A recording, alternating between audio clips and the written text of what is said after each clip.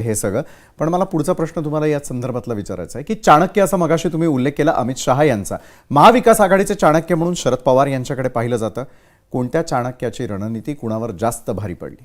नाही, असं आहे की शरद पवार साहेबांची रणनीती काही वर्षापूर्वी, आता तुम्ही आयफोन 16 वापरत आहात तर तुम्ही आयफोन 5, आयफोन 10, आता याच्यामध्ये कोणता मोबाईल कसा जास्त काम करतो असं विचाराल का? शरद पवार साहेबांचा एक काळ होता, आता अमित भाईंचा आहे. तर म्हणून दोघांना समान तराजूमध्ये कसं बघता येईल?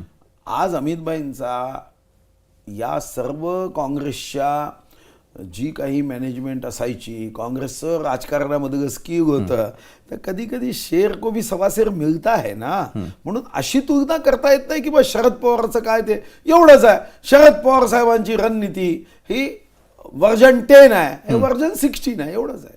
बरं, आता थोडं राज्यातल्या जातीय समीकरणांकडे आपण येऊयात. ज्यावेळेला लोकसभा निवडणुका असतील किंवा विधानसभा निवडणुका असतील, जातीय समीकरणांबद्दल फार बोललं गेलं. विविध प्रकारची आंदोलनं आपल्याला